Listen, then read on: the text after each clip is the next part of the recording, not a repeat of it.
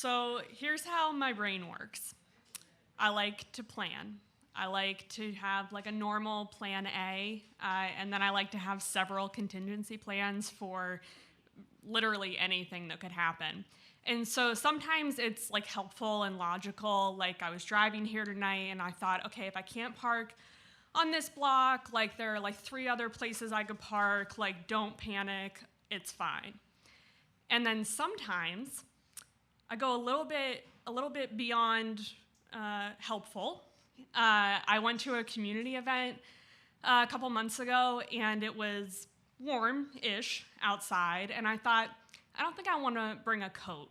And I thought, I've got like a 10-foot distance between my front door and my car, don't need a coat there. Like the parking is right by the venue, like I don't need a coat there. And I thought, what if there's a fire drill?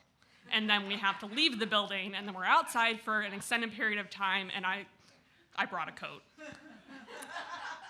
So I was a real peach in the beginning of COVID, when every plan that I thought I had was just like thrown out the window, and there was not really an ability to make like an easy plan B, because plan B changed like immediately. And I think I personally am so tired of COVID at this point. It feels like we've been in it for so long that I think it's easy to forget like the mania of early COVID when we're all doing this like complex calculus on when we're gonna run out of toilet paper.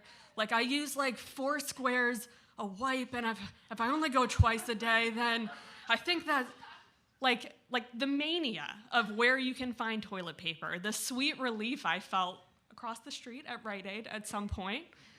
And so what I found it difficult to do is to kind of turn off this planning part of my brain.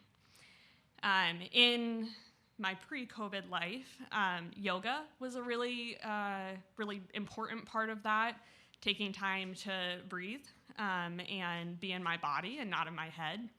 And reading was another good escape for me. And in April of 2020, I was absolutely not doing either of those things. I was planning for our first grocery pickup and like folding a mask out of fabric to put on my face and telling my boyfriend I thought he should wear long sleeves because that would protect him.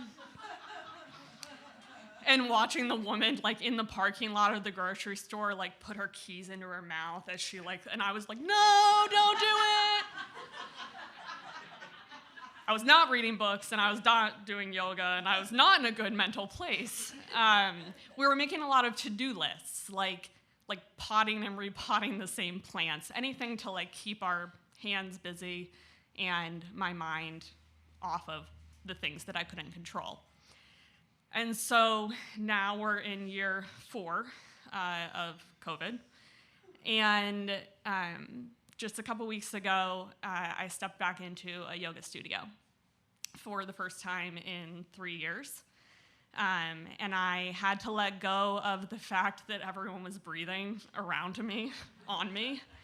But tonight at yoga class, before I came here, the yoga teacher talked about the feeling of being nervous and afraid, and feeling like you're always going to be nervous and afraid, and allowing that to inhibit the things that you want to do.